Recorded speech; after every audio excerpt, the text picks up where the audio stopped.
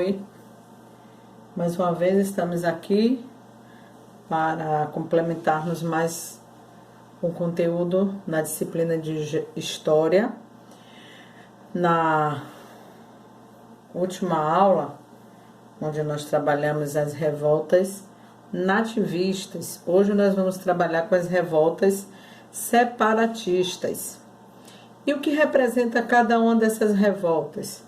Vamos ver a definição, o conceito de cada uma delas, para que vocês possam discernir, distinguir quem é a revolta nativista e quem é a revolta separatista. E aí eu vou trazendo para vocês o conceito de cada uma delas. Qual é o conceito dessas revoltas? Ok? Espera aí só um momentinho. Vamos aqui. Revoltas separatistas. É o nosso conteúdo de hoje. Mas vamos dar uma atenção também no assunto da última aula, né? Onde a gente vai ver a definição de cada uma dessas revoltas. As revoltas nativistas, que foi a revolta que a gente falou na aula passada, né? As revoltas nativistas eram movimentos criados por pessoas que moravam em um determinado local. Essas pessoas são chamadas de nativas daquele local. E elas queriam resolver problemas do local onde elas moravam. Por exemplo, nós falamos da revolta dos Berkmans, onde tinha a questão da falta da mão de obra, e eles queriam escravizar os indígenas, e eles brigaram muito com os jesuítas, né? Em relação à campanha do comércio. Então era um problema lá do Maranhão. Nós também tivemos a Guerra dos Emboabas. Essa Guerra dos Emboabas, Emboaba significa forasteiro, pessoas que vinham de fora.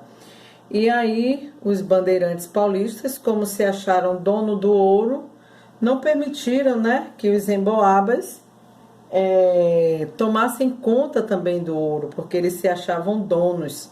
E aí houve essa revolta dos emboabas, onde os emboabas acabou ganhando, né? Muitos bandeirantes paulistas foram mortos. Tivemos também a revolta dos mascates, que foi uma revolta que aconteceu lá,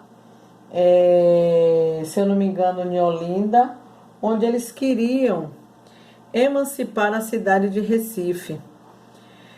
Teve também a revolta de Filipe dos Santos, que foi uma revolta na Vila Rica, também chamada revolta de Vila Rica, onde eles reclamavam pela cobrança de imposto cobrado sobre a pessoa que governava lá o minério, né? E aí houve essa revolta. Então a maioria dessas revoltas, a maioria não, todas as revoltas nativistas, elas brigam por problemas feitos no local onde eles queriam resolver aqueles problemas. Nós também temos as revoltas separatistas.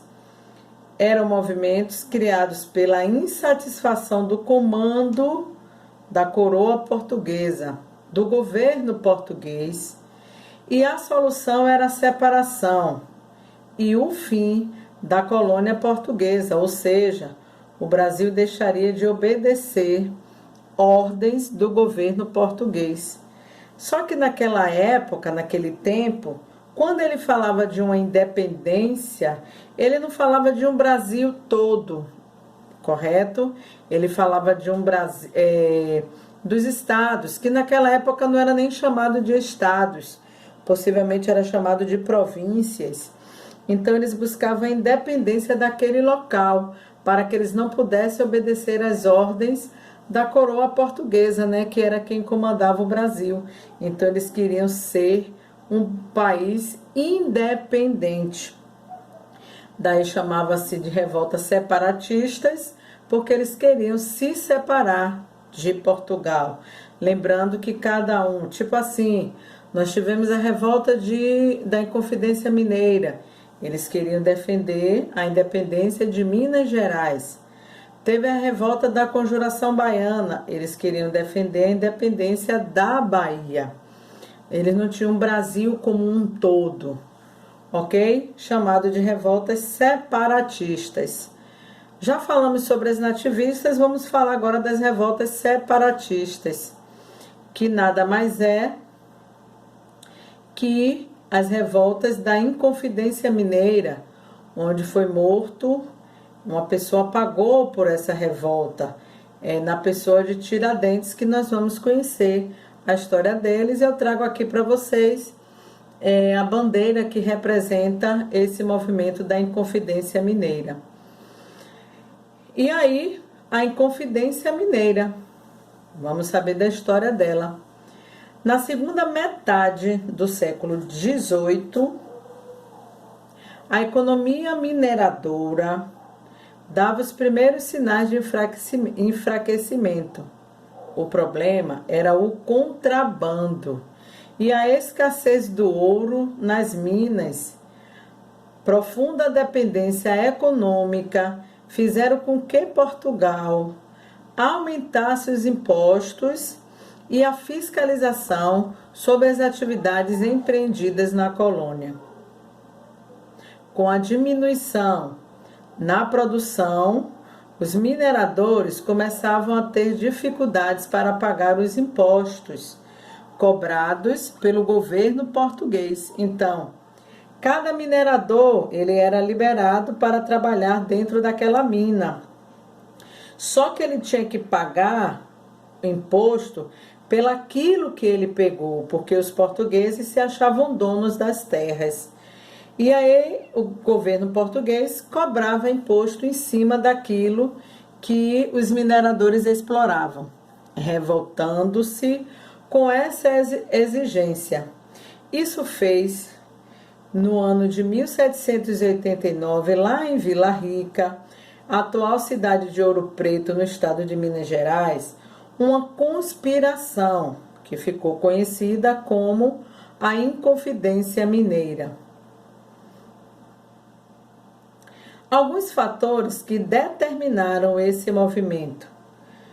Olha só, por que eles criaram essa inconfidência, esse movimento? A cobrança excessiva de imposto, com taxas altíssimas, um decreto chamado Decreto da Derrama, que era expedido para cobrar os impostos atrasados, obrigando que os mineradores entregassem seus bens para poder saldar a dívida, para poder pagar as dívidas.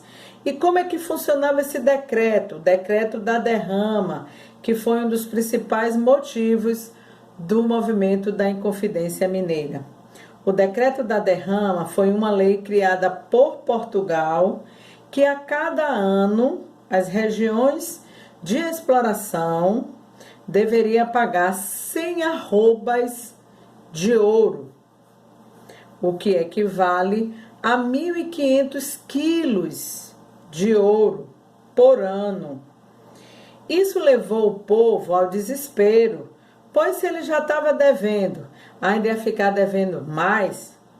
Então, por decisão dos inconfidentes, a revolta teve início no dia marcado para a cobrança, que era a cobrança da derrama, que tinha como objetivo tornar o Brasil independente. Eles pretendiam instituir a República. O que é a República Pró? É quando o governo deixa de obedecer um governo monárquico, onde ele tem a presença de reis e rainhas, para um governo de república, onde ele tem o representante principal, um presidente. Esse presidente seria escolhido pelo povo, ou no voto direto ou indiretamente. E a monarquia não. A monarquia, o cargo é passado de pai para filho. Então, sempre no governo de monarquia, no governo monárquico, o poder estaria na mão de uma família. E na república, não. E ele queria instituir a República no Brasil, fundar uma universidade, abrir escolas e criar o serviço militar obrigatório. Então era um dos motivos que a Inconfidência Mineira aconteceu. E por que a Inconfidência Mineira Pro não deu certo? Os inconfidentes não obtiveram êxito, não obtiveram sucesso nos seus planos, pois um dos membros, chamado de Joaquim Silvério dos Reis, ele denunciou seus companheiros em troca do perdão de suas dívidas.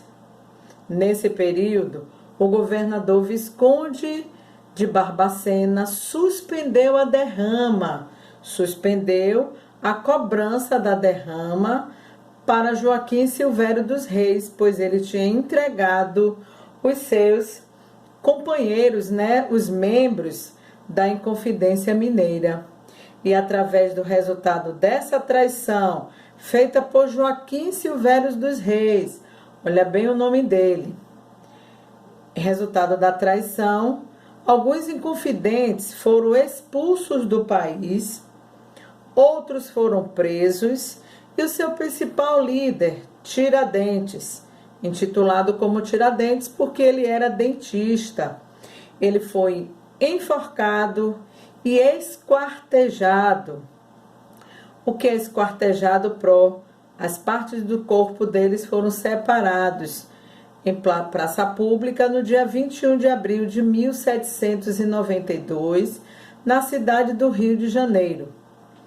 Apesar de frustrada de não ter tido sucesso, a Inconfidência Mineira deixou uma semente de luta pela liberdade. Aí no livro de vocês têm a imagem de Tiradentes quando ele ouve a leitura de sua sentença.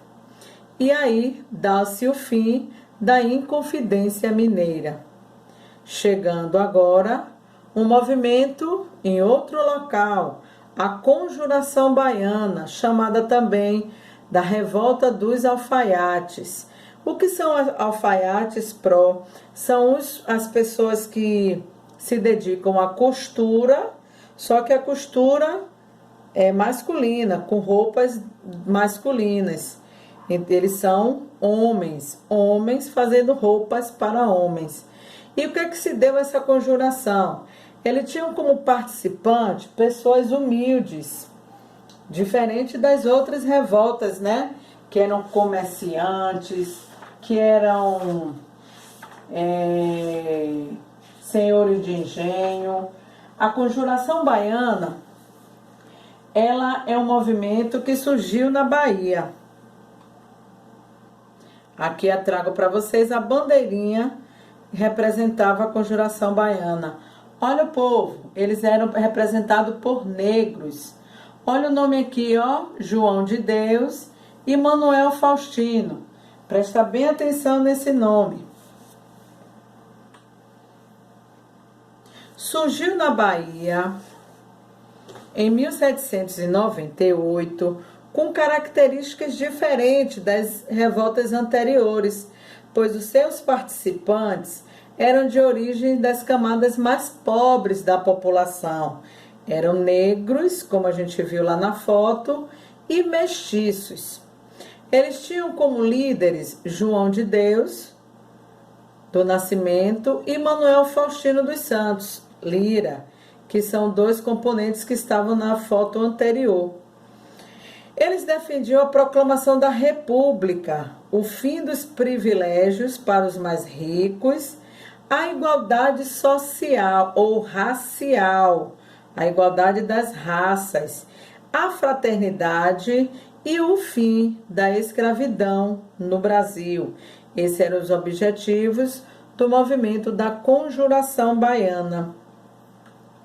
E eu trago aqui para vocês qual eram os ideais da Conjuração Baiana.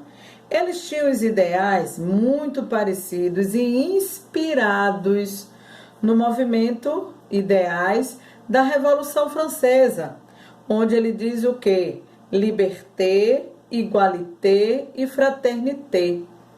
Quais são esses ideais? Na linguagem nossa, na conjuração baiana, os ideais eram liberdade, igualdade e fraternidade. Liberté, fraternité e igualité. Os conspiradores, eles convocaram a população a participar da luta por meio de papéis manuscritos, escritos com as mãos, e eram colados pelo muro da cidade. A serem descobertos em 1799, eles foram presos e enforcados em Salvador, no estado da Bahia. É claro que não só teve essa, né? O livro traz essas duas revoltas separatistas, onde eles têm o objetivo de se separar, de não ter que obedecer mais às ordens de Portugal. Ok? Um beijo para vocês. Acompanhe esse vídeo assistindo, lendo o livrinho de vocês, ok? Um grande beijo. Tchau, tchau. Fica com Deus.